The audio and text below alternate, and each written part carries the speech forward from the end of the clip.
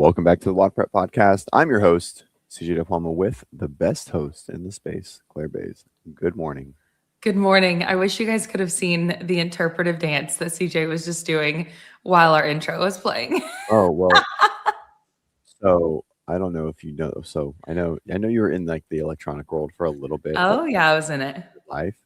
Well, tectonic dance is coming back, and it's my favorite. Like I can't do it. So it's like basically it's like all hand based. Okay. Do you know what it is? No. No. Anyways, well, it's like making a huge comeback. Like it's like what they did in like the early 2000s, and so anyways, it's making a comeback. I'll show you. Would you like to demo a little bit for us? No, I'm terrible. So, but I will put a video up because I love it. Yes, I am one of those. Yeah, please hold up. I remember some of the videos of like the people in the fluffies and the whatever. No, anyway, those were see that. This is like wild. This is like when people just dress normal. And it's making a huge comeback. Oh, I'm picturing CJ. I'm picturing you doing this like a rave. I would love to learn how. I mean, huge comeback in the electronic space. So anyway, is this something that you did, like some version of? No, definitely not. And of course, everyone knows Techno Viking. Dude, Techno Viking made. I found he like the there's a trend on Instagram that people are like, oh, this is what I did in the 90s, right? And I came across like this is who I was in the 90s, and Techno Viking is like he made one. And he has no following, right? He's like normal person, just a buff old dude looks like a Viking. Anyways, of course I was bobbing my head, dude. I was vibing. I'm always vibing. Gosh, this makes me think of a really funny story that this is like unfair because I think I'm just gonna leave it out there, but it's in my mind and it's quite funny. Just 18-year-old Claire doing silly things. So I'm on the headset because I let Bennett have like some time inside, like in the office the other day, playing on the board, and the Roadcaster, and see that little blinking red light of death? That means the mic's broken. No. And I'm assuming he had no idea he had done that. No. And so my thought is, so when I got this initially, there's a female headphone, and I accidentally yanked on it, and it broke the casing inside, and they sent a new headphone a new mic immediately. And I think that's what's happening here is I think somehow he like really worked this, and it's not getting all of power, and so it's like, hey, you're not all the way plugged in, basically. And so because another cord won't even get the red light going, so I think that's what it was. I think he ended up messing with this casing that's in here. And anywho, with that being said, Rode has the best customer service. I was at 1 a.m. last night, and I'm over messing with this, and I was like, all right, let me put in this ticket. And a person messaged me back at 1 a.m. I think they have 24-hour support. Yeah. I mean, if a human did, then I don't know where they're headquartered. I don't know if it's like it was 1 a.m. So it could have been in Europe, right? Like they could have just been awake. But either way, immediately, and like the ticket was already created within like 10 minutes. And I thought that was pretty sick. That's awesome. Yeah, that's cool. We love a good customer service moment. Oh yeah, I said that, and they're like, "Can I help you with anything?" I was like, "I was like, this is the second time I've done this, and this is amazing customer service." Mm-hmm. That's awesome. So I got a new hat on, and it's grind, which was very appropriately worn yesterday and today and last night. Oh, because of your work. As my eyes are bloodshot red. And it's from Candlestick Coffee. So Vicky sent me some coffee from what is now Grinding Gears Coffee, which was like our first sponsor of the show. That's cool. Anyways, yeah. And so he said he still watches the show or whatever, like in the box. And he sent me a hat. And that's super cool. Wait, so it used to be called something different, and now the company is called Grinding Gears? Yeah, it used to be called Candlestick. Is this like a CrossFitter that owns it? I mean, if they're watching the show, I feel like he was we're so niche, it's not even funny. Yes. there's like 30 people watching. This is what he sponsored when like 5 people would watch Love it. regularly. Love Let's see, it. say coffee. Let's see if it still pops up. Yeah, I don't mean we're niche in a bad way. yeah, it's called Grinding Gears now.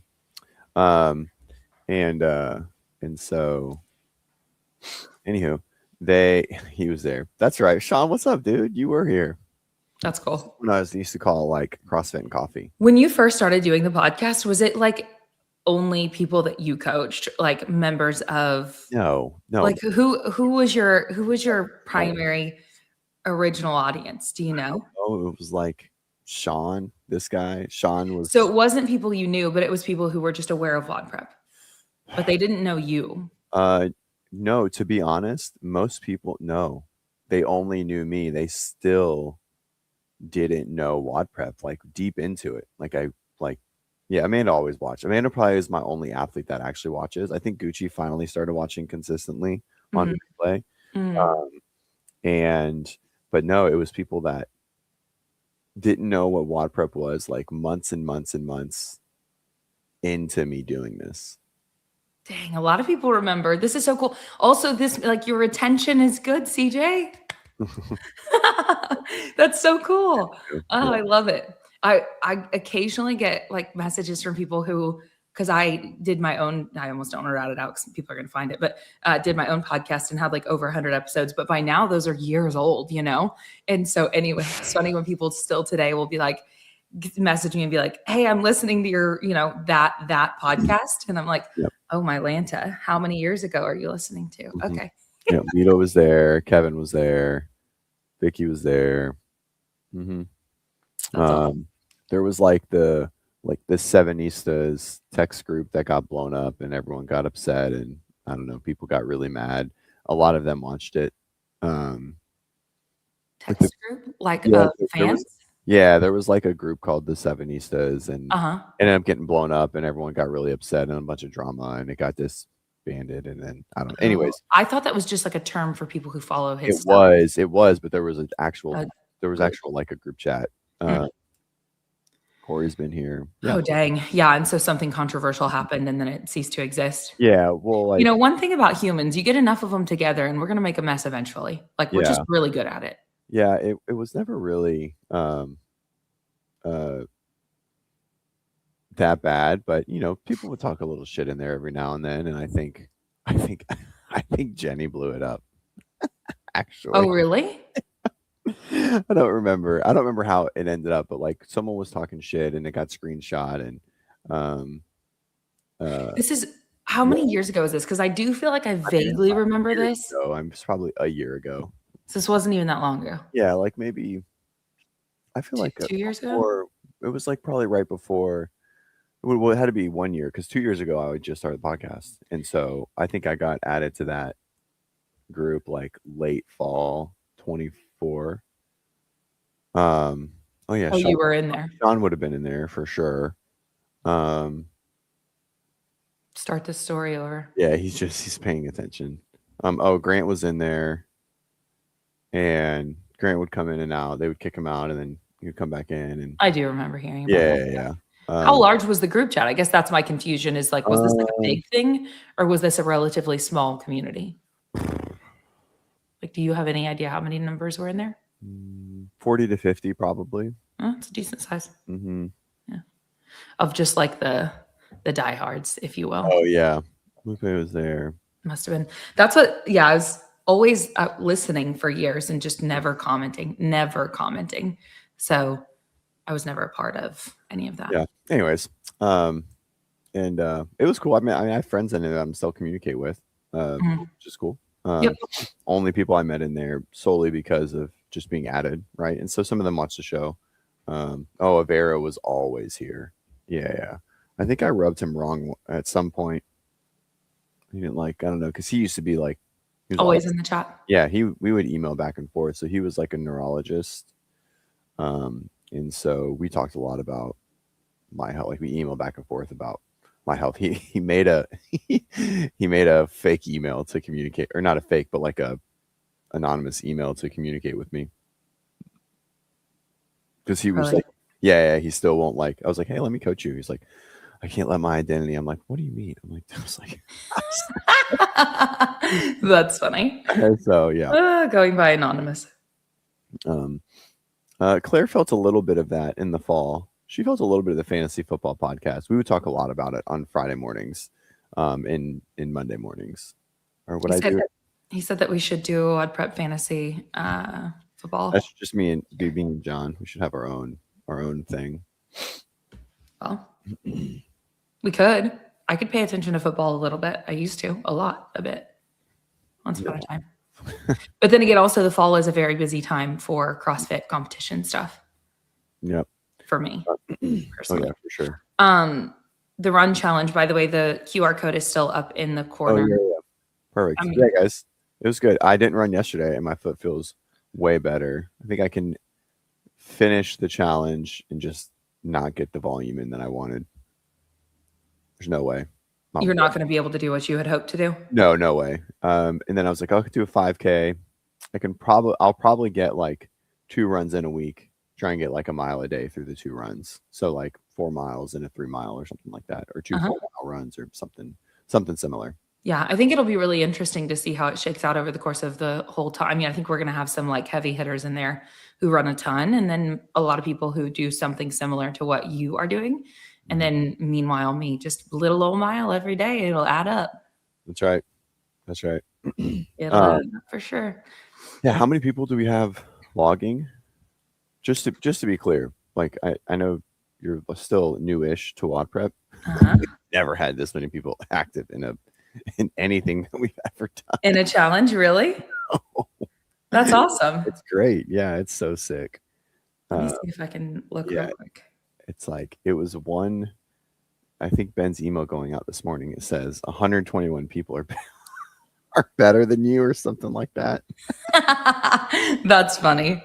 Does it? Oh yeah. I mean, I can surf the leaderboard, and it is long. Wow. 123. 123. Sean, you should join. 123. Sean, scan the QR code. Join. Basically, it's 6 weeks. I know, Terry.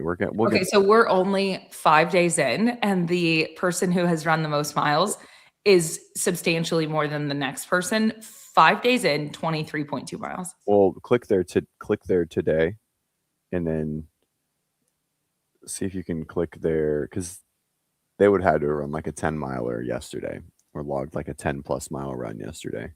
Just a second, I've got to. Mario Hernandez. Today, yeah. 4 miles today. Oh no, 3, 4, 7, 4, 4. Yeah. Yeah. No, just steady chipping away at it every day. One 7.3 mile day. Yep. Sean, if you're, because Sean runs a ton. Sean, if you're the top runner, gets a pair of shoes, and then we'll have a prize. Yeah. If you do 25 miles, you get put in for like a raffle, and then if you get 50 miles, you get put in for a random draw. So I can do it. I don't run much, but I can try. We'll have prizes for 3 different stages of things, and anyway, just hold it. He doesn't get one. Log and hang out. Do what? He doesn't get one. Who doesn't? Where's there you go? Why not? He just doesn't. Why? You got beef, bro? Okay, so we have a handful of topics. Oh, yeah. You sent them to me. I did. I think, do you want to start out with, I haven't looked at the team workouts at all. Do we want to look at the team workouts for semifinals at all? You could tell me no, we have other stuff to talk about. If that is not of interest to you, we'll just move right along. They're just fucking boring. They're just... Okay, see, I haven't even looked at them. Well, I know Nelson, one of our coaches, he is currently, he's with his team doing this. And of course, we've got, I guess that you've got Gucci doing this as well. So they're actually, I would imagine, probably a good handful of WODprep athletes, and then obviously just broadly athletes doing this. Yep. They're pretty meh. Yeah. So, I mean, I don't know how much time we want to spend on them, but I have not looked at them at all. Okay, hold on. I sent it to you. I'm gonna. Do you need to hop off? No, I'm just debating on what I can talk about the teams, because I can't talk about their scores. So I'll talk about this. So I'll pull them up. Did you? Oh, okay. Uh, Do you like have scores already? yeah, they already did workouts. So I'm just trying to figure out. I have like a cool story about one of the workouts that they've done already. Well, I think that wasn't it announced that Boz was the one writing the workouts for semifinals? Was that for team and individual? He's always written the team. Okay, so we assume or we know that these were written by Boz. I have no idea. So we assume. We assume. Yeah. We never know. We never actually know any of that until they tell us very specifically Yeah. that X person wrote. Yeah. This.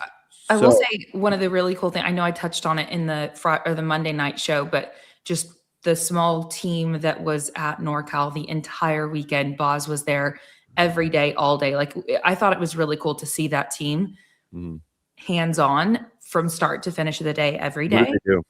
What did they do? A handful of different roles. I mean, they definitely were just there to be supportive. Like, they weren't there to run the thing, but just kind of anything, making sure that there was sufficient. I mean, really, this is where my role, I stay very busy. So I was kind of told a little bit, by the way, if you care, I don't know the QR code. Yes, there we go.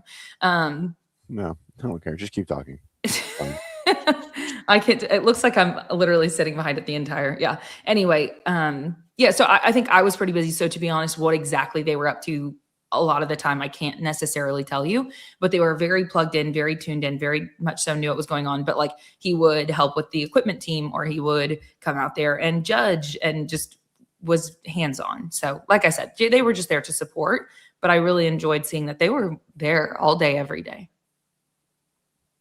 Cool. That's awesome. Not for nothing. That's for sure. Okay. All right. Workout one, which I don't know. This is like a sprint. It's okay workout. 800 meter synchro row, or not a synchro row. Male does 1,000. Female does 800. They get off. They have to do 30 chest to bar synchro, and then 20 strict chest to wall handstand push-ups done in total. And then pair 2 does the same thing plus another row chest to bar, and then 10 handstand walks. And then pair 1 comes back and does this second part. Okay. So I actually like this workout overall. I think the wall facing volume is astonishingly low. Okay. The chest to bar are really low. 60 broken up is a really low number for this level of athlete. And then 1,800 is not the right scale. Like the female can pretty much like chill on the row, and the male has to absolutely railroad it. Okay. So yeah, the way this is written, you have to force the male to work more. Correct. So the it should have been 900, and then this should have been like 40, 30. And then I think that actually would have been a little bit better. But overall, I actually do like that one. Okay. Workout 2 is the dumbest workout. It's just a burpee workout. It's 150 bar line facing burpees as a team, and then a very, very, very low amount of shuttle runs, like a trivial and non-important amount. And so 15 as a team, pair 1 runs, then pair 2. That's a male-female pair, I'm assuming. Yeah, well, it's whatever pair you want. So you could do female-female, male-male, whatever you want to do. Yeah. Okay. All right. So it's a burpee workout.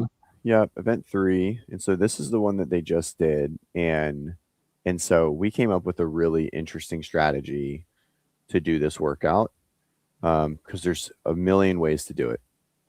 Yeah, I'm tired of these shuttle runs. I agree. Hey, Standy, what's up? Oh, wow. 50 synchro double unders with 3 athletes synchro.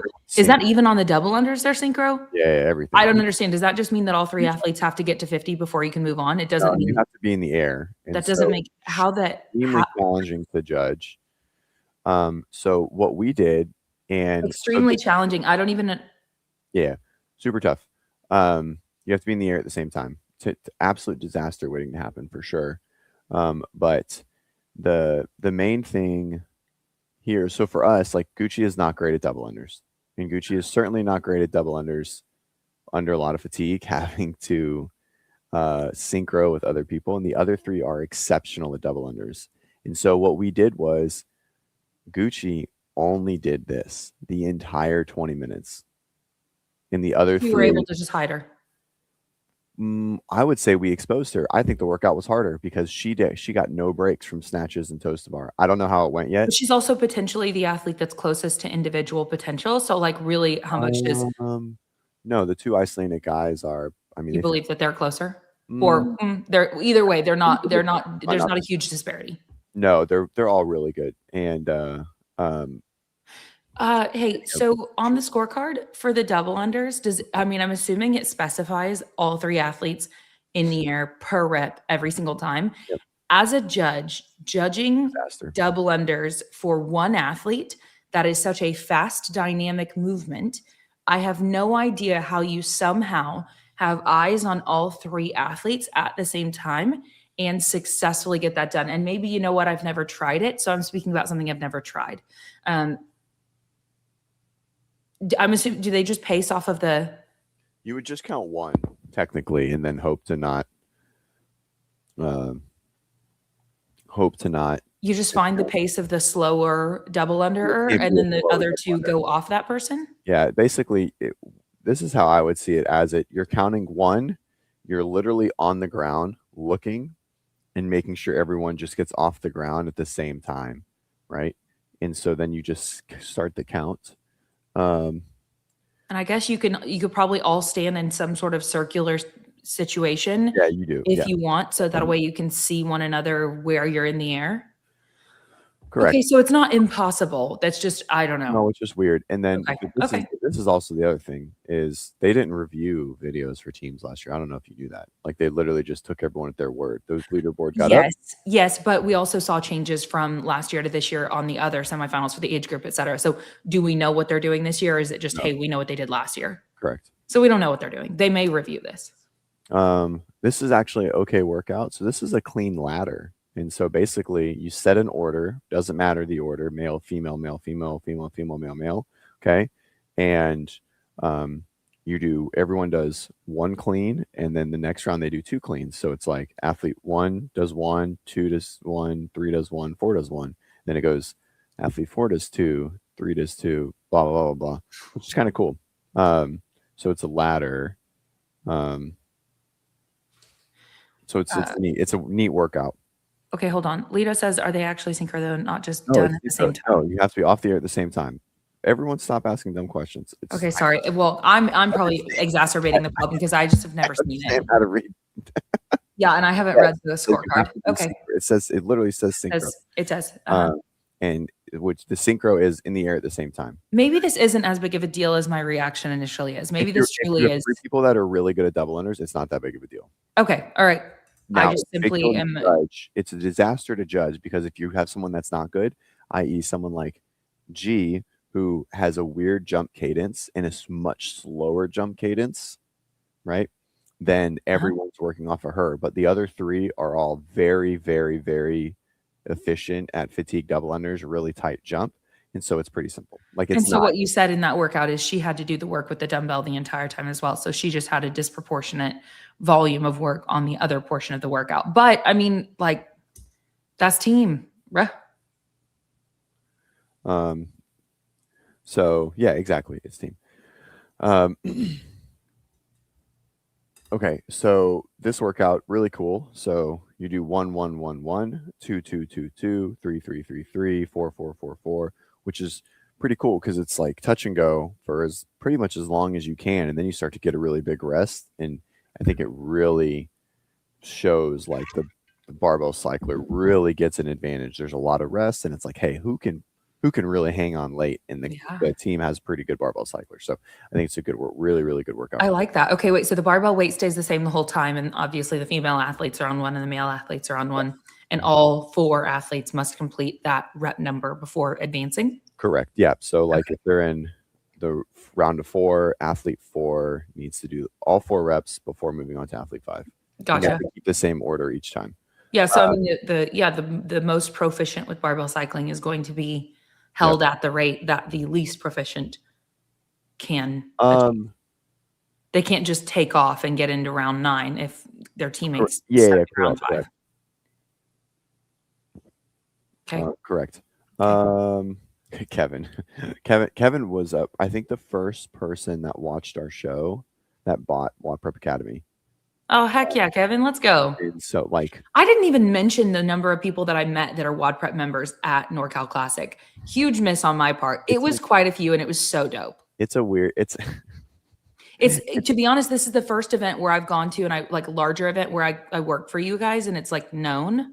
Mhm. And so it was really freaking cool. Number of athletes competing, spectating, whatever, and like they're like, "Hey, I'm WODprep." It was so cool.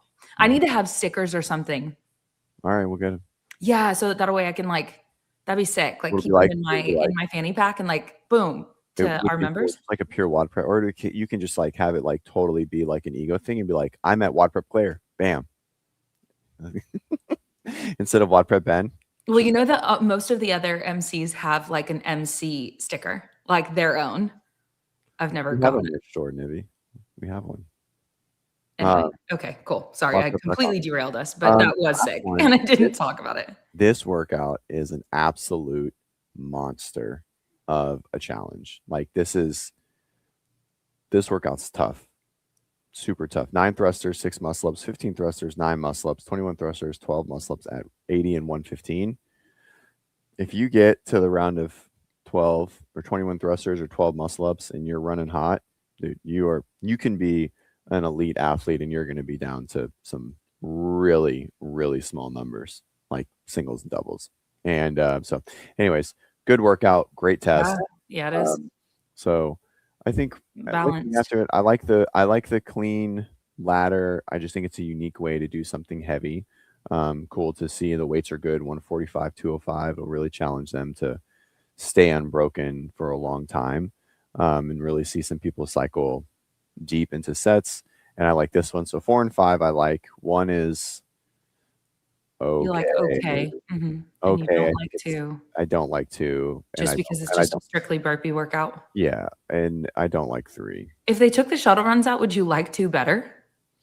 Like just 150 for Straight time. up, I mean, yeah, it's like seven I would rather minutes be like burpees. I would rather I hate a line facing burpee in competition. I just think it's a dumb movement because you took a movement that's challenging and you've really found a way to make it easier. Yeah, because they get to stay low and all Stay of low, Mhm. and so they did have a very big, bold 2-foot takeoff, and so it's like, well, why not just put a box there? Like if you wanted a 2-foot takeoff and you wanted to standardize it, just put a box. Make them put 5 boxes across the ground and they have to all jump over it. Right? Mhm. Like just give them something like that and it would be better. But like, yeah.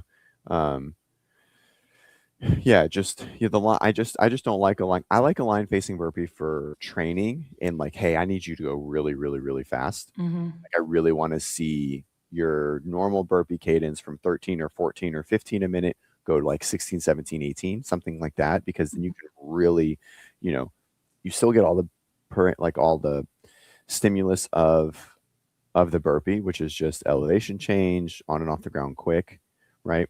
Um, and you can really work on footwork and technique on line facing really well, right? Like a gallop step or a glide step or hop up, hop over, whatever it is. And Yep. so I think for training, it's good. I think for competing, it's just weird. It's like, it's just not a hard movement. It's like Yeah. doing, Well, Lito says it's like a half burpee. it's right. Yeah. I don't know. It's just, you took a movement that you could easily have like created a real challenge, like 150 burpee box jump overs, while not much better, substantially better, Yep.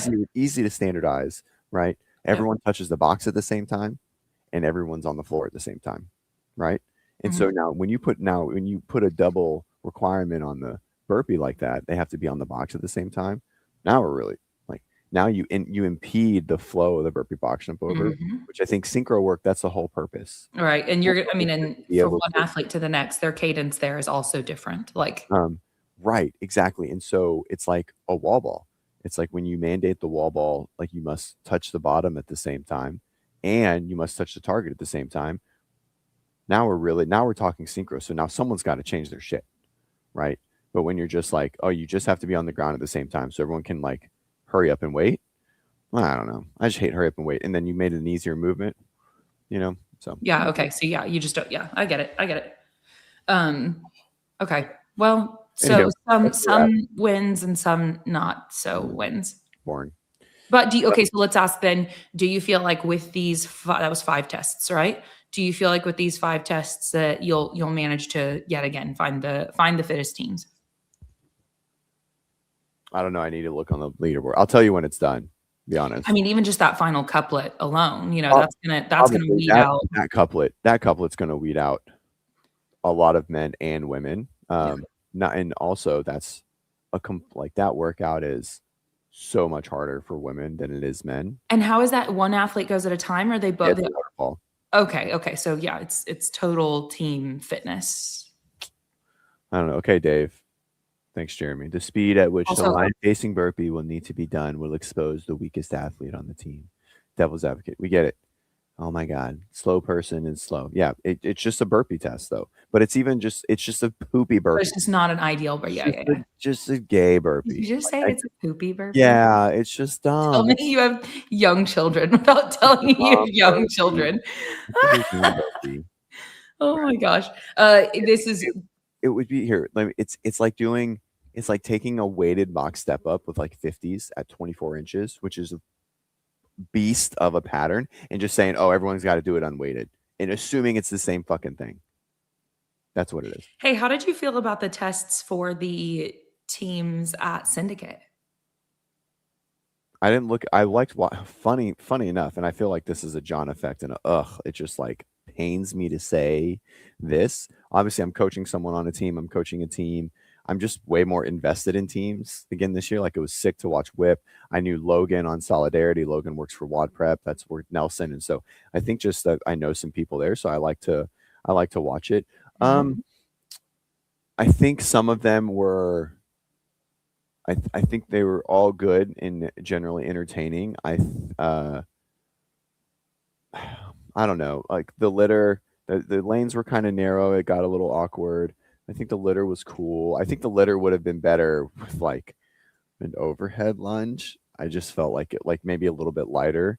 The last, like, I didn't think the worm played enough of a role at all. It was pretty much just measuring fitness on the team, not a crazy amount of synchronicity. Is that the right word? Synchro work, right? Like it wasn't enough demand of like team communication. Like there was obviously some, right? But the worm thrusters at the very end were kind of meh, right?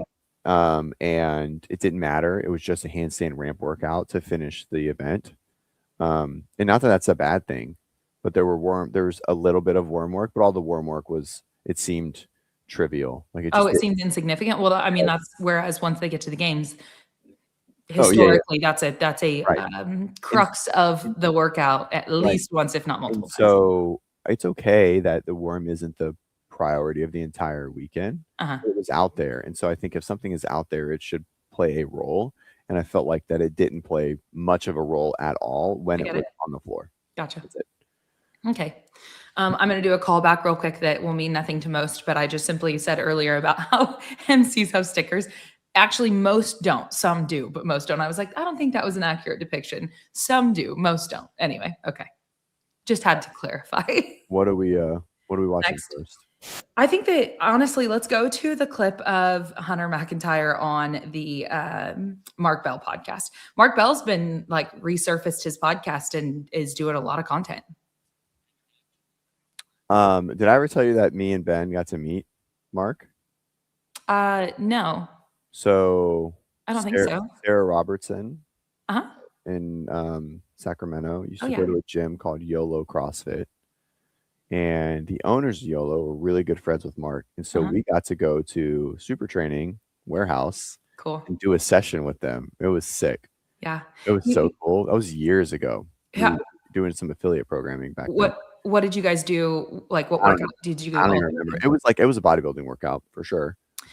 He was one of Jimmy's first big breaks. Like probably Jimmy's first. CT Fletcher was like the first person to like find Jimmy and really believe in Jimmy. That's so sick. I hope whoever here, that's so awesome. I didn't know that. I've met CT. That's so awesome. Oh, it's so cool. Yeah. Dude, he was like my main motivator in college for like the bro build years. Oh, Dude. yeah. And I remember in high school listening to him. Like, I remember finding him then. And yet again, this is before I was ever into fitness of my own at all. But once I had found it online and I was like, this is cool. So anyway, yeah, they've been friends for years. But so Mark Bell was like one of was like the first big break podcast for Jimmy.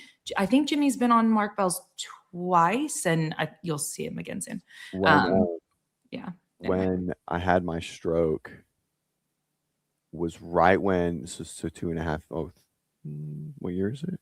So 3 years ago was right when Mark was like really like getting out of the steroid world, like just moving into his like whatever this era of life that he's in, whatever you call it, He's right? had some eras, yeah. Right? And so he really got into this. He got into functional patterns, and I don't know if you know functional Okay, patterns. but yeah, I know. Okay, yeah. Moving on. I don't even want to talk about it. Oh, wow. So Naughty's a psychopath, 100%. Like he's crazy. Anyways, so Mark calls me and he's like, basically like gives me this like 10-minute voicemail of this is the life that you should go into, of functional patterns, not weightlifting, not weight training, like not, like braced intensity and things like that, right? Because it's like my identity was all wrapped into weight training and intensity and CrossFit and blah, blah, blah. And so I get and I mean a long, very well thought out message of this changed my life. It will change yours. Find your local FP guy. And I was just like, I'm blocked by Naughty, by the way. Like I haven't been able to see functional patterns in 8 years. And it was so funny that Mark Bell, like this guy is, this super famous power lifter, weightlifter, whatever, bodybuilder, human. And well, I say I don't want to talk about it because if I'm correct in this, isn't their whole shtick on, I guess you don't see their social media, but I thought their whole shtick these days is like to just like bash other methodologies. Well, their whole and if I'm wrong on that, someone needs to correct me, but that I don't like. Their methodology is unique and it's all about exactly what it says as functional patterns. And the way that we all train all of ours are the antithesis to theirs. So it's wrong. So everyone else is wrong and I'm right. Correct. I don't know about that. And so like weightlifting, Naughty. So there's a PT that I follow, Adam Meekins. He's I call him an acquaintance, but anyways, he's pretty the sports physio. He's got a pretty big page, and him and Naughty basically have been like butting heads for a couple years, and they've been really at it in the past 6 months to a year, like really at it. Like every day they each post about each other. Oh, wow. And, wow, this is like an extended version of any of the feuds that have occurred. Naughty posted a video of Olivia squatting 500 pounds and was like, Olivia Reeves, by the way, like our not our Olivia, but Olivia Reeves, weightlifter, gold medalist, Olympic gold medalist, and was like, oh yeah, she'll be broken in 5 years. Like, why would you want to do this? And it's like, yeah, why would you want to be the best weightlifter on the planet? Yeah, like, just like the weirdest things. Anyways, Naughty's a total. Am I right in that train of thought though, that it's like the shtick is just bashing other things? It's not. I mean, they wouldn't say that it is. There you go. He knows it. Who? Yeah. Where? JD. It's not. It's just their indirect thing. Yeah, it's very cult. It's very cult-like, right? Like it is very much their own thing.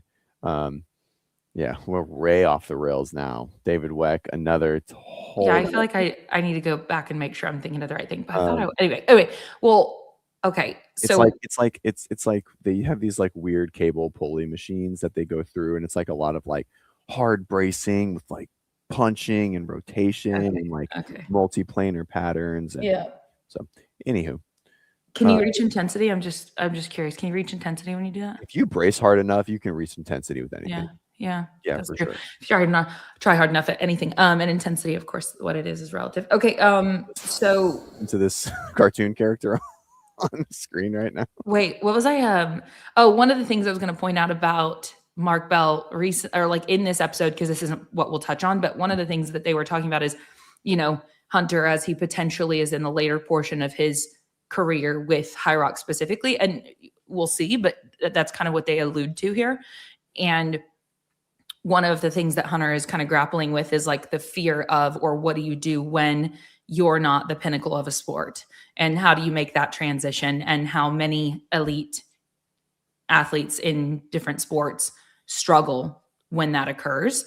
And anyway, it was cool because Mark was like, well, I had kids. And so for me, when I stopped focusing on being the best at blank, I had this really fruitful life, anyway, I'm paraphrasing everything they were saying, but it was cool because Hunter was kind of asking him what he did or how he handled it. And he's like, man, like I had a family. So like I got to dump energy towards my family. And that was just really cool. Is that what we're looking up, or was that just a secondary thought? No, that was just a secondary thought. That's not what this is at all. Okay. All right, ready? Yep. I didn't even know that was Mark Bell when you posted. I haven't seen a picture of him in forever. Yeah, he's got like skunk hair. Yeah. It's wild. Just count 4 times to rest. What happens with a lot of athletes, and I've just studied it over time, I always am studying my competitors, is like you want to see their physical body stature, but then you also want to watch their eyes and you want to watch the way that they're moving. And you can see, like last year, and I mean this in the most respectful way possible, I watched the prior world champion at World Championships warming up, and I knew immediately he was going to have a bad race. He had too much going on, and he was just like, I was like, it's not going to be good for him. And he came 9th. And you know what? He's already won a world title, so congrats, dude. But not every day is going to be your day unless you're dialed. But for me, like, dude, working with this coach Cal guy, he just destroys me once every 2 Saturdays. It's like absolutely. Okay, I think that's it. I wanted it to like go back to Mark so we could see the hair, by the way. When I said skunk hair, it's just because it's black on the sides and like it's a cool, or wait, I'm sorry. It's the inverse. But like I had figured it out. Just those pen really beat brutal. That's a fun haircut. Yeah, this is wild. I love it. It's crazy. What's fucking happening over and here? And hey, look, he looks fit. Yeah, he's so small. It's so wild. Like we saw him even then, it was like on the down. Yeah. But yeah, it's crazy, dude. That guy has really gone through some phases of life. Yeah, I don't know. I think he sounds fascinating. Yep. All right, team workouts. What's next? Well, wait. Oh, are you just moving on? There was yeah, I guess so. I guess there was something actually discussed there. So it's about how he was watching his competitor in the warm-up area and knew that it wasn't going to go well for the guy. I mean, that's just his opinion, and clearly you don't necessarily think that. So I think there's certainly some telltale signs. Like you could see someone if they're like really pressing, right? You can always, I think you can see emotion on a face in a race, right? Like a good example is like when you saw me coaching Camille, I would just yell like, fix your face. Yes. And so if you ever watch a 100-meter dash in the Olympics, the winner always looks the most chill. Always. The guys who look the most stressed are second and third, right? And so when you can keep your face calm, then you can express more effort and neurological focus and synapse firing to like your appendages to do what you need them to do, right? Turn over faster, run faster, and so on. So I think there's some like validity there, but Hunter said it in more of a premonition type way. Like, let's well, and I wish I had the exact timestamp, but I don't. And that's kind of why I did have the timestamp for this. So pulled this to use as an example. He made that statement. And so on the behind the scenes from Syndicate that Hiller was putting out, you could see, like, I think Ty Jenkins referenced some, mental work that he's doing going into events. Spencer. Who is it? Are you saying at Syndicate? Mm-hmm. Saxon. Thank you. Mm-hmm. Was talking about, he was talking about his mental prep, and you could see in one of Hiller's videos how he's like watching other people. What are you laughing at? Just laughing at the chat. Newspaper boss from Spider-Man. Are they talking about? Oh, okay. Yeah. So you can see him watching the other athletes warming up and then having to kind of just put his head down and visualize and so on. And he's talking about that. And so those guys, and then Haley Adams on last night's show with the girls. Did you listen to that? No, but I listened to her on Spin. Mm-hmm. Yeah. Well, she last night on their show was talking about how like one of the events she was in the warm-up area and I guess like was like, I don't need to warm up for this. And Elle, her new coach, was like, no, we're going to warm up for this, you know? And she just said, I'm paraphrasing, this is why I wish I had the clip, but just like how beneficial that truly was to go ahead and go through with the actions and so on. She was like, even for the mind, like what that did for her to go ahead and go through that. You're laughing, I'm assuming, because it's just like makes sense to you. The shit that Haley was saying on bar, I texted Tristan at like 4 a.m. by the way, because I was like so heated to hear what she had to say about her amazingness with Elle, and not jabbing at Elle by any means. Is basically, she just said she's never had a coach. Like, that's the words that came out of her mouth. Or at least hasn't had a coach that does certain things in a long time. Never? Has she never had a coach? She's worked with different people over the years. I think that she's done the template and chosen her own path. And some people have suggested direction. Uh-huh. But didn't she leave for a period of time and go work with a couple, and maybe they were a little bit more hands-on? Yes. No? Yeah. Yes, but it just didn't seem right. So let's just keep this at Mayhem then. It just didn't seem like she'd ever had a true coaching experience at her current situation. Yeah. Based on the words that she said. To say that it's just great to have someone be able to pour into you as if this is some fucking revelation of, wow, I can't believe Elle is this amazing of a human. And it's like, just, I don't want to, like, and this isn't calling out Elle. It's just like the fact that that's who she switched to. I'd be saying the same thing about whoever she switched to. Yes. It's not it's a your revelation. expectation of the coach. Yes, this is the bare minimum of what you're doing. And, yeah, and so maybe this is it. But again, just the way that she made it seem. So Peter said she had a coach, she returned, had a coach. Whether she was happy or engaged is another story. And so sure, and you know, maybe the buy-in wasn't there or whatever it was, but it just it's the way that she was talking about it makes it sound like her current coaching situation is far beyond like anything ever anyone's experienced. And I don't know. I don't even know how to coach any other way. Right. Yes, because you're a very hands-on coach. Like you have very high standards for. I just don't even think there's not another way to coach. Like, okay. Well, I appreciate that perspective. And she's saying she's experienced something else at some point. Good for her. I hope she can fucking I hope she dominates and makes the podium and fucking wins CrossFit Games. I love Haley. So right? Tega's going to like paraphrase what she said. She said it was beneficial because it puts her in the mindset of the workout, going back to doing the warm up that she didn't necessarily think she needed to do. And her new coach being there with her saying, we're going to do this warm up. And so, I don't know, just all of those different things, just kind of like touching on, I guess the mindset side of performance, right? And how big of an influence that a coach can have on that. Visualization. I walk through the whole flow of the workout with every athlete before they go on the floor if I'm with them in person. Can you pull up the post from Adrian Conway now? Because it'll kind of build onto this nicely, I think. So Adrian, of course, was at NorCal with Rachel Noel, who had a wonderful performance and qualified for her first. That's his athlete. I didn't know that. Mm-hmm. Yeah, that's his athlete. Yeah, he actually made a really cool post where he was like saying how, has anybody ever done commentating and competed at the age group and had an athlete competing as an individual all at one CrossFit Games? Probably not. And he's going to do that this year and hope it goes well. Like it was, yet again, paraphrasing what he said, but it was cool. All right. Should we read through all the slides? I think so. Do you want me to read them? I can read them. The greatest competitive advantage isn't your programming. It's the ability to help your athletes regulate under stress and perform at their highest level when the moment demands. If you haven't competed at a high level yourself, that's okay. But you better become a student of communication, personality, stress management, human behavior, and emotional wellness. Because coaching isn't just numbers in an app.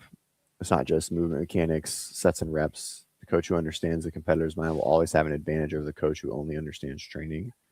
Unique in the CrossFit space is, I think, even more than other sports, is like a lot of coaches, even that weren't very good, can have competed really hard, right? They could have tried, they could have done all the same stuff, even if they didn't have the talent to be at the highest level. Mm-hmm. The warm-up area tells the truth.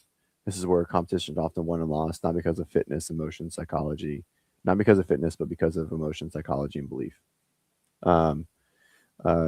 Too many coaches tell athletes, lock in, zone in, let's go, fire up. But those aren't coaching cues. Yeah, imagine teaching someone to lift heavier by yelling. That's funny. Would you expect their technique to improve? Why do coaches think generic motivation creates elite competitors? I don't know if I agree with that. I think some people just like they want to get fucking yelled at, and I think some people don't want to hear that at all. So I think knowing what you're nuance, individualization, time and place. It's not that that coach never yells in the middle of the workout, let's go, whatever, right? Like realistically, I would imagine most coaches when watching their athletes, like, I don't know, maybe they never say those words. I don't know. I'd love to have this conversation directly with him. Do any of those words ever get said? I would think so, but is that the primary form of communication? Adrian's just like in the lane, right? So you just stand right in the lane. And Yeah.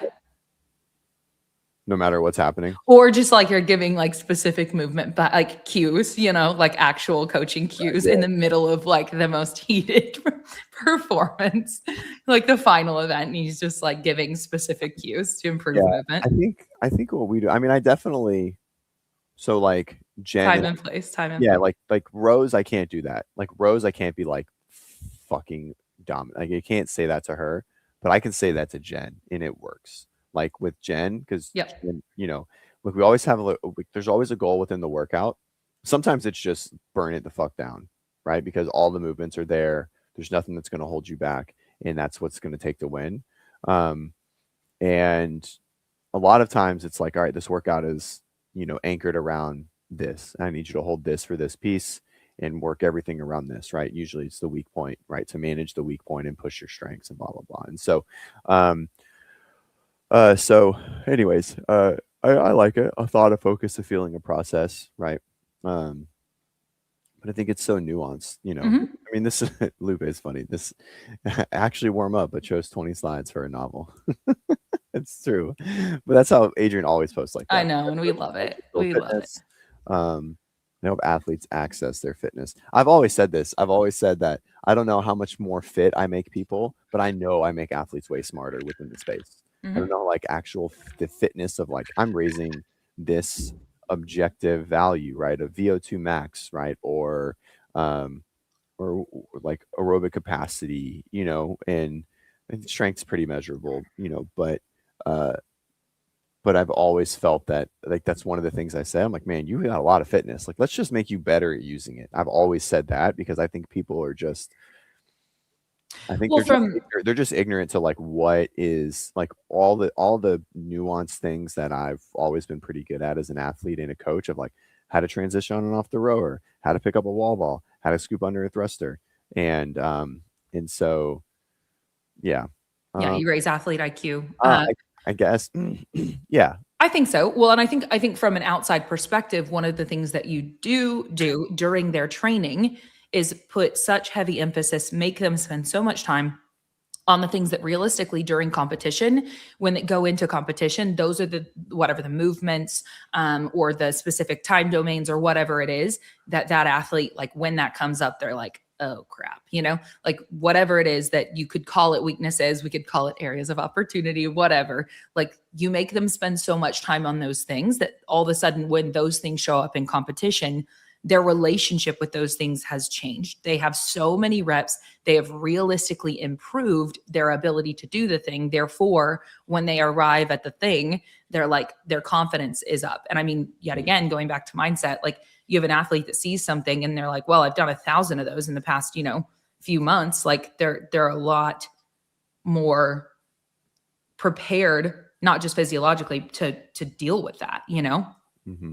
Anyway, that's something I think that you definitely do. And it requires an athlete being willing to spend a lot of time doing things they don't just love doing, but it pays off. Anyway. This is an interesting statement. Is this why coach spouses do rather well? I actually don't think coach spouses do rather well. I think they start as coach athlete and then this space yields them coach spouse, by the way. I don't think it's not the other way around 9 times out of 10. The relationship. Will you say that one more time? So basically, Kenneth says, is that why there's a lot of coaches that Yeah. are coaches, athletes that are together? Spouses, yeah. I don't think that's not how it works. They are coach athlete first, and then they develop a intimate or another level of relationship, and that's how it happens 95% of the time. Trish. So true. It's what it is. I don't think it works well the other way at all. At all. They create the boundary, they create the system, they create the relationship from the coach and athlete, and then it develops further into an intimate relationship. I see what you're saying. I think yet again, it comes down to individualization, because you're going to have some athletes where like they're going to excel in that environment, and some that's not going to work out well for them. I don't know. It's just so individualized. Well, I'm saying it just doesn't happen. He's saying it happens. It goes well. I think it only goes well. There's not many, if any, that have gone well the other way. They're like, hey, we're a couple and you're really good. I just happen to be a coach. And then you develop your entire athletic prowess under the spouse coach. I don't think that happens. I think you're developing, you have a coach, you continue, and then your coach is predatory. And then you guys start dating. I think they're not predatory. They just fall in love with them. Yeah. You can't coach your spouse, Mark Ripito. You can if your relationship started, if the athlete coach relationship started prior to the intimate relationship. I think there's no way parent would ever listen to anything that I had to say. I think I think I'm coming back to, I'm not going to use black and white statements for this. Maybe there's some commonalities or some more likely things, but I think all right, should we any finish? variation? Yeah, sure. We're almost there. All right. I've worked with athletes who needed me to tell them, stop thinking, shut up, get to work. I've worked with athletes who needed me to lead the way so they could simply follow. I've worked with athletes who needed, I hate that this is all like 3 points. One is, oh, never mind. I thought this was like a point, and a point. This is the intro to elaboration on a point. All right. I've worked with athletes who needed every detail explained before they could trust the process. Yeah. All right. Most coaches know how to coach a squat. Far fewer know how to coach doubt, fear, pressure, expectations, overthinking. Your programming isn't your competitive advantage. Training can be as nerdy as you want it to be. None of it matters. Yeah. It's the soft skills, right? And so this comes back to, I think things that go very well or poorly in medicine as well is like buy-in is everything, right? And all of this is a sales game. It's a psychological game in trust. And if you can convince someone what you're selling and they can really buy into you and the process, whatever the process is, you could sell them pixie dust. And if they're locked in, that pixie dust is going to make them a better athlete. And so, yeah, it's all about trust. But yeah, you have to. Lupe said it good. It's like, yeah, it's a really long slide to say you should do more than just like put words on paper. Yeah. Yeah. Which is cool. I mean, I get it. I mean, I'm all for it. Okay. So your version of pixie dust, when it comes to being a great coach, what are the ingredients to the pixie dust, in your opinion, that are like essential? Well, the pixie dust is like a reference in medicine of like kind of placebo. Sure. Right? Like if someone believes in whatever is on the other side of the screen or the other side of the practitioner, yep, you're probably going to get better. Okay. So your proprietary blend of ingredients that for me isn't pixie dust. Oh man. What do you need from a coach, or what do you like you said, there is so much individualization when it comes to what the athlete needs during competition. You referenced Rose and Jen as two very different athletes and what their needs are when they're on the competition floor. Yes, sure, that, you know, those things are real nuanced, individualized things, but like maybe not even when they're on the competition floor, like year round. I think you have to know what motivates an athlete. And I mean, obviously, like a lot of the things that Adrian just said, but me specifically, I think it's really understanding like what's going on in their life outside of like just their training, because I think that really plays a role into how I'm communicating with them. And so, you know, because I coach a lot of females too. And so if I like jump down their throat and it's like not a good time, right? Of like maybe their year or even their cycle, like it's not going to go well for me, Yeah. and some athletes, like their cycle is very effective to them, and some it just doesn't fucking matter, right? And like in other athletes, like you, I think understand Your athletes just dropping. and so yeah, I think it's just knowing like, oh, man, I mean, where they are emotionally a lot of the time, and like being able to relay your message and meet them where they're at. Right? I never try to fit anyone into my coaching style, even though some athletes think I do. I'm like, um, you understand that reference from earlier in the week, but Sure. I have some athletes that, I'm 180-degree opposite of a human for, Yes. right? Like I have some athletes where I'm as, what do they say? Like, like tongue in cheek. Like I just like, there's no filter. I just talk to them like they're a bro. And then I have some athletes that talk to them like I'm in church. Yeah. And everything in between. Yeah.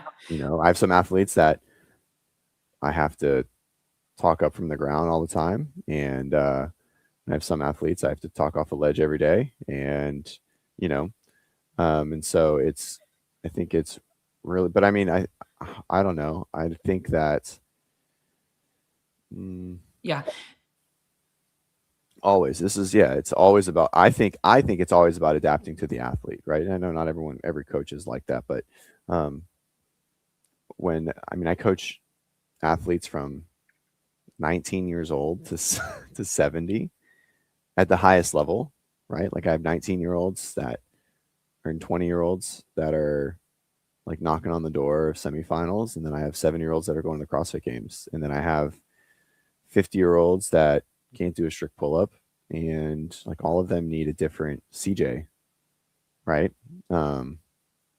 Stay-at-home moms that have never walked in the gym, that like just do everything by themselves. Oh yeah. Yeah, that's a good question. Hang on, because we will come back to that, Clydesdale. I think that what I'm hearing is your level of emotional intelligence is a key component of success as a coach to athletes.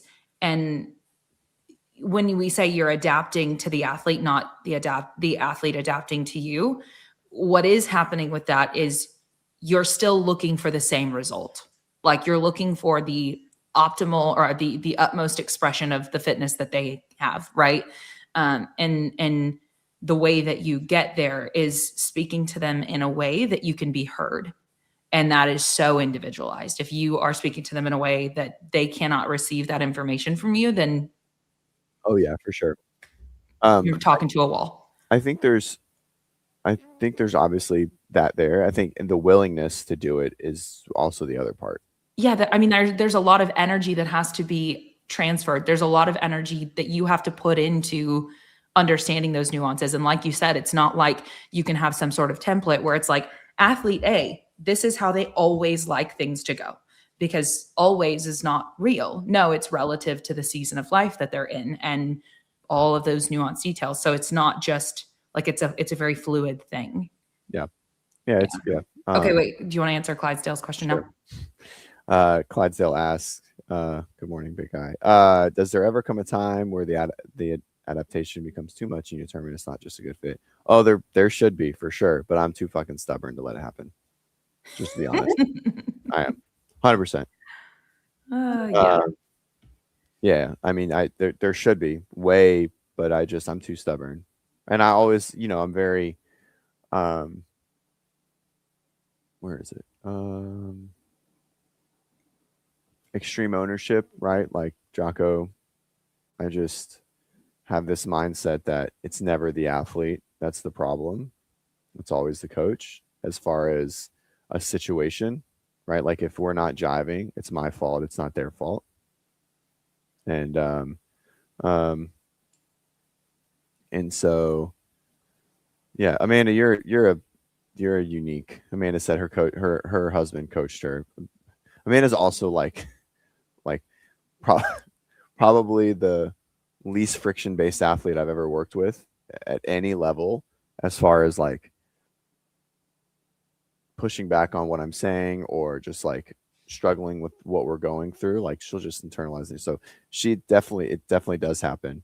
But I think she's a unique case. But anyways, yeah, as far as back to Clydesdale's question, is there ever, for sure there is, and a lot of people will end that relationship or transition coaches, and it has happened, and I for sure let it get too far, but I just look at it as always a situation where I've failed the athlete, and that's probably not great, but like it's just my way of looking at it. And like when an athlete doesn't qualify for whatever the event is, it's not their fault, it's my fault. It's terrible, but like that's just how it is. It's just how my brain works, right?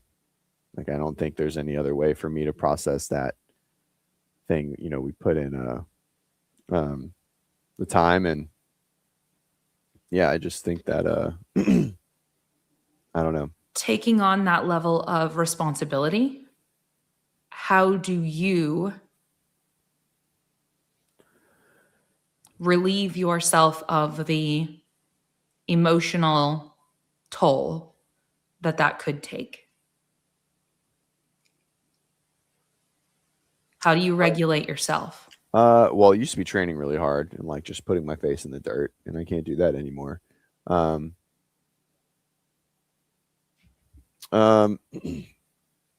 Yeah, I think I try to. I probably have some dopamine addiction that helps curb some of it in general. And there's definitely you don't dwell. Yeah, I know this totally took a railroad. Thanks, Claire. I mean, I wanted to talk about what makes a great coach, and I think that anyway, yeah, it's fine. I think you are a good example that people can play off of. I think it's hard. I wear a lot of my work into my personal life. Like it's something I work on all the time. Yeah. Right. Like if I'm having a tiff with an athlete and like Bennett's not doing exactly what I need him to do at that point in time, I for sure snap. Right. And then I'm getting better at it, in general. And now that everyone's home all the time, it's a little more tough. But I think training and, like your normal, like cortisol supporting things are like, all the same stuff. I'm pretty good at, compartmentalizing. I think another thing that you do is you do allow yourself to receive support. So I don't think you necessarily internalize everything. I think that you I talk have for sure potentially unreasonably high expectations of yourself, and sometimes that becomes a heavy burden. And I don't know what it's like at home, right? I don't know those details, but I do think what I do see is that you allow yourself to receive support. You don't just take it all on and try to deal with it all necessarily quietly. And I think that's important.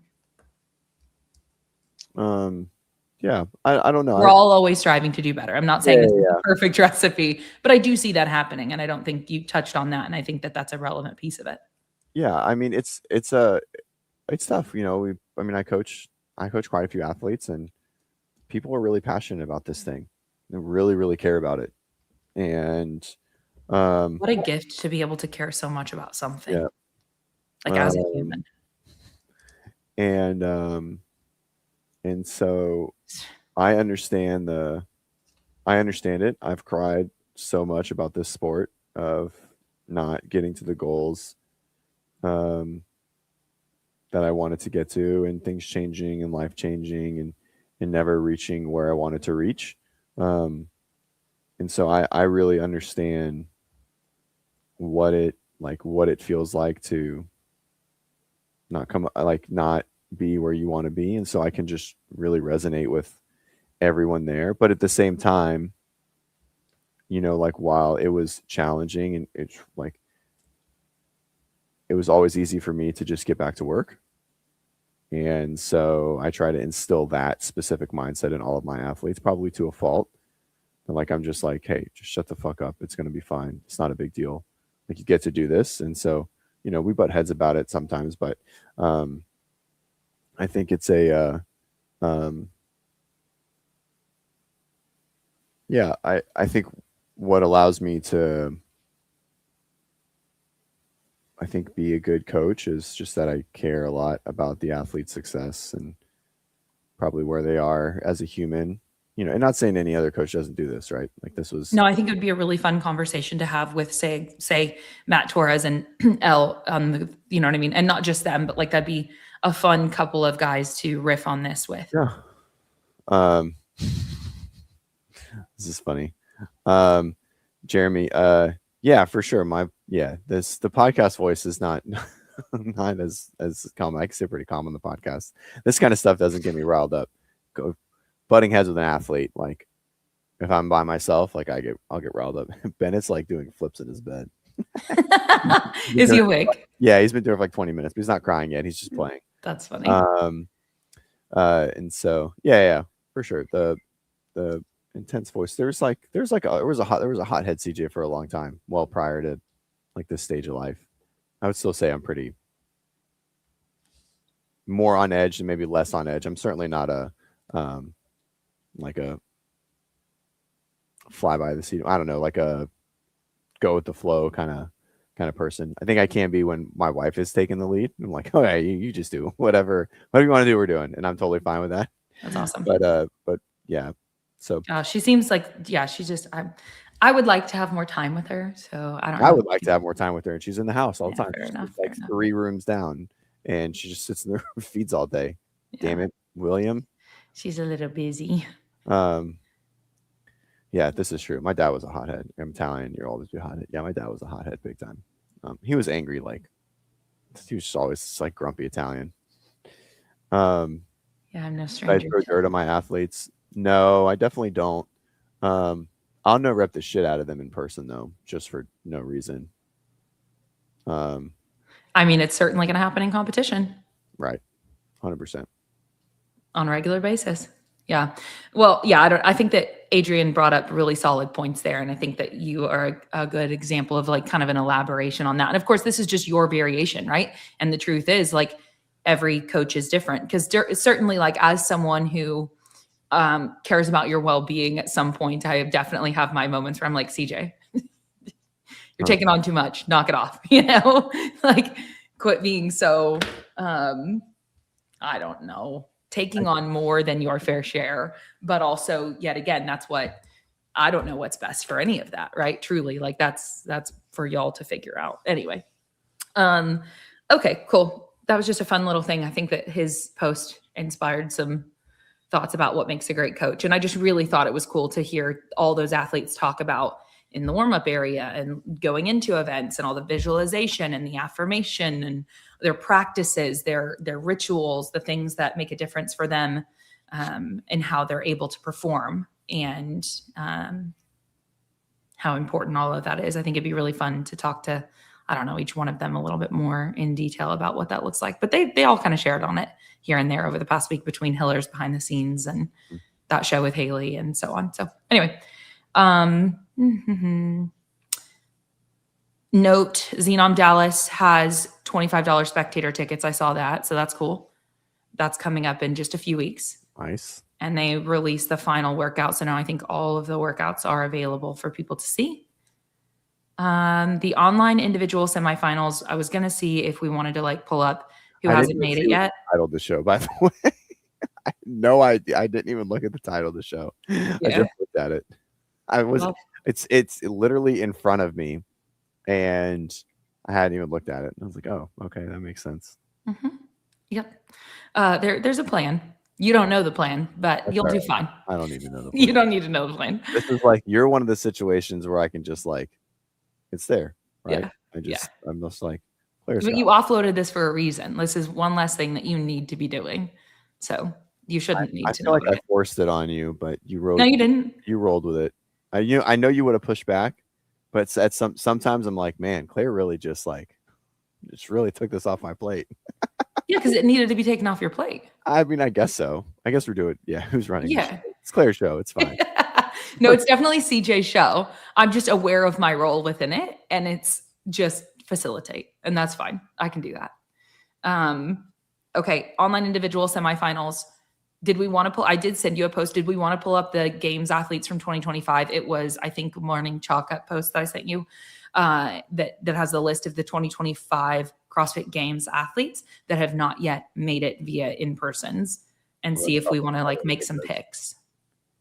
And depending on if what you're looking like with time. It's probably our last bit. I mean, he's just out. All right. 26 spots, 14 final spots up for grabs. Oh yeah, I guess so. 7 male, 7 female. All right. Who's not in? That will go in, that will make it. Right. Has Ariel Lowen even done a competition? I guess she did Legends, right? No. Yes. She did one. I think it was Legends. I think you're right.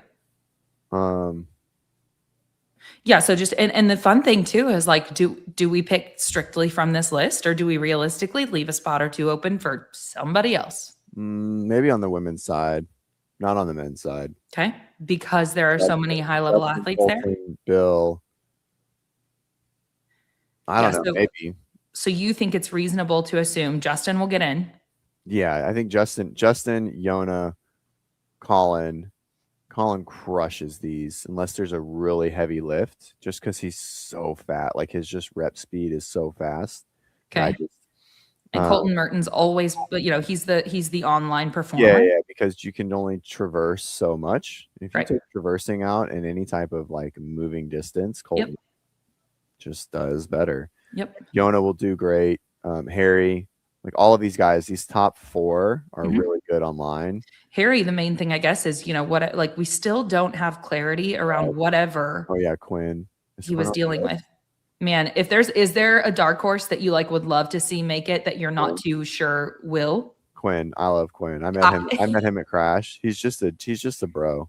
Yeah. I appreciate how much content he's sharing and that they are sharing about him. Yeah, well, he's willing to show his personality a lot, and it's fun. Yeah, he's also a Greek god of a human.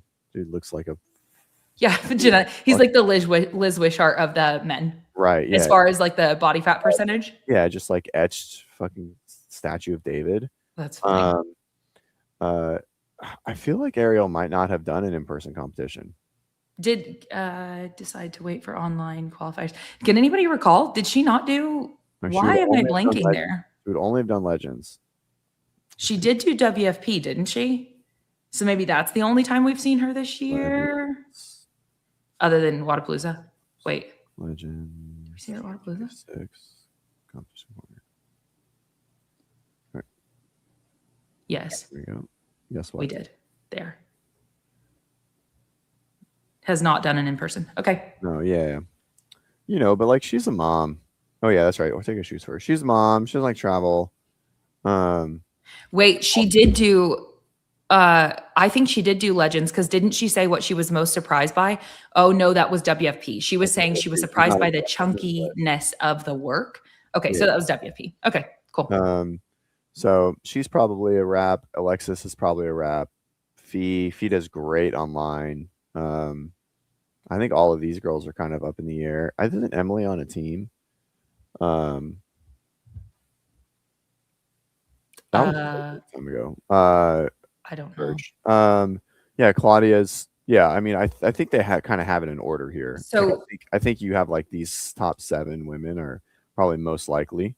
Oh yeah, Janie Chevry. I was gonna say that was Janie would be a great one that is an example of someone who didn't make it but looked dangerous. Strom.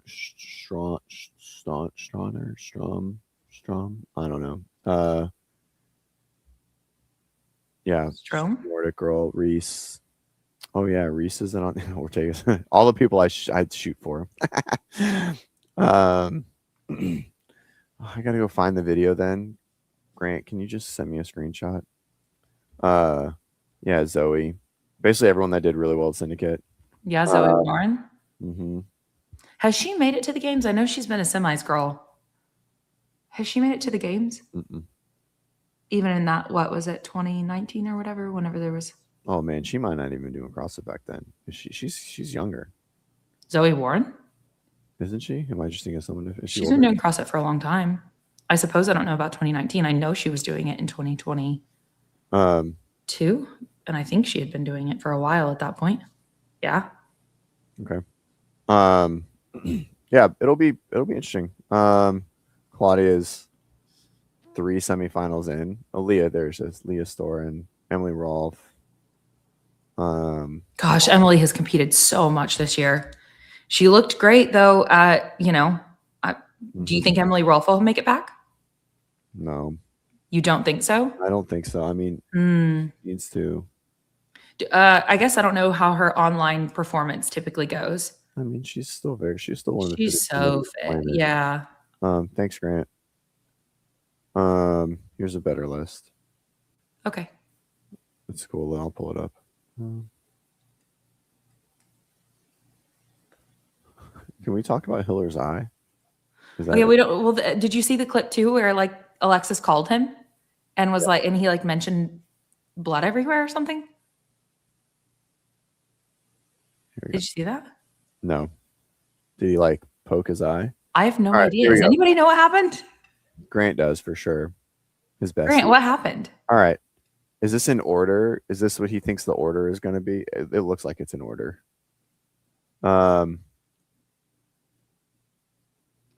That's funny. All right. So zoom in a little bit. Here we go. Zoom a little more. Can we slide? There we go. Look at that. It's that. Jonah, Justin, Nate. I think Nate's got a good chance. Spencer, Colton.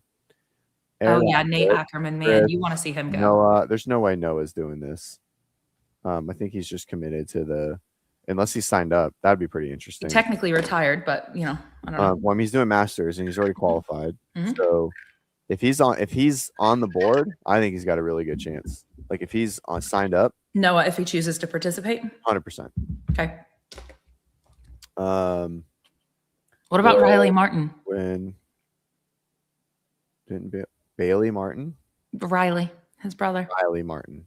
I was like, can Bailey Martin qualify? I mean, I don't know. I don't know enough about Aussies.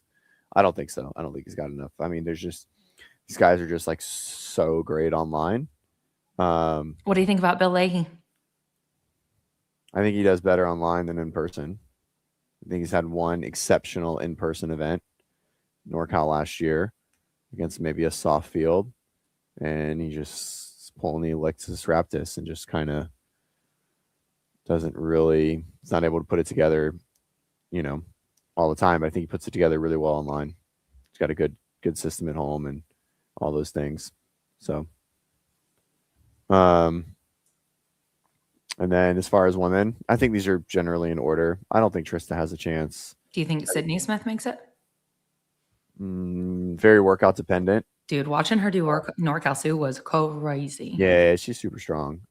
This is definitely not in order. Because yeah, I mean, I think Fee has a great chance to make it.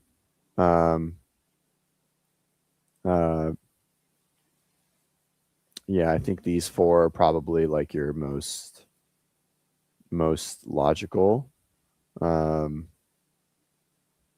then a lot of these girls down here are very workout dependent. So I don't know. Fee, I would say Fee probably has a great chance. She's great online. So it's gonna be interesting. Dude, this eye's crazy. Well, and I think that Alexis Raptis and Fee Sagafi are gonna do online together as well, which is right. Yeah, that makes a huge difference. Yeah, huge difference. All right, I gotta run. Might let my kid roll around in bed long enough. Okay, yeah. I feel like my dark horses for online might be Sydney Smith on the women's side and Quinn on the men's side. I like it. Yeah. I don't know. Sydney Smith, I guess she's a dark horse because she hasn't made it yet. Yeah. All right. Always interesting. Like, oh, my dark horse for this gymnastics workout is Alexis Raptis, and it's like, is that really a dark horse? Like, yeah. John says that shit all. Well, maybe Sydney isn't. To me, she is just because she hasn't broken it. You have to define like what it is. I think she qualifies as a dark horse because she hasn't been to the games yet, and there's 15 girls in there that have. Yeah. And whereas like something like Nate Ackerman still hasn't made it, but to me, that's less surprising if he manages to get in. Right. Yeah. A bigger surprise would be like, Quinn. I don't know, Quinn Or others, but Noah Wilson or someone like that. You yeah. know, the most unassuming Riley. savage. Riley. Yep. I think it'd be so fun. Can you imagine both those Riley brothers at the games? Like, I hope he gets in so they just act up the whole time. Mm-hmm. And it doesn't seem too unreasonable. I mean, I don't know, seven's not a lot, but he's fit. Seven out of like 20, 25 possible is a lot. That's a huge number. Mm-hmm. And it's a big gap from the top. Like all of those people are they all have home run ability. And so I think it's going to be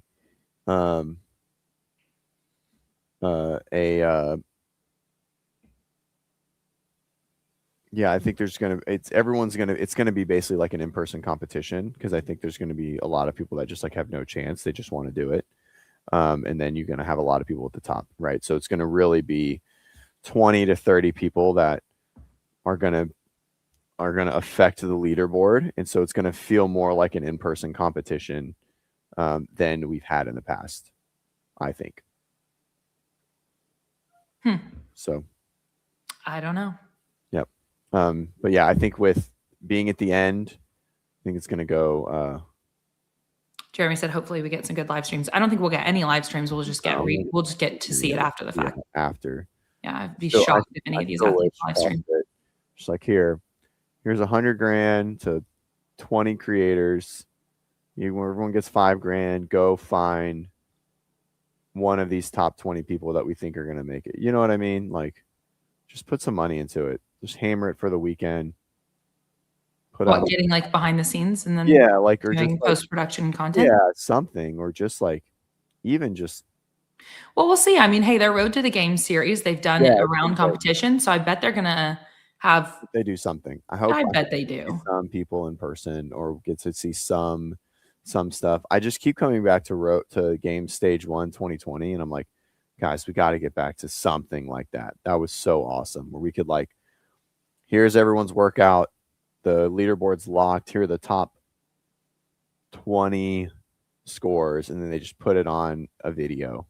You know what I mean? I don't know. That shit was so fire. It was so Why am I blanking on what you're referencing? Stage 1 was, they sent the road, basically stage 1 of the 2020 games went to 20 people, male and female, and they sent judges out. They flew them out.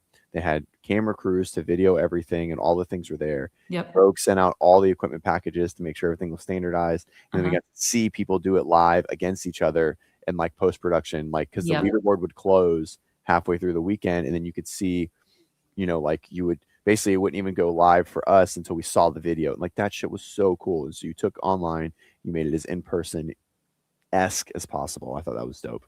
I want to see that again. All right, I'm gonna go snuggle my kid. Okay.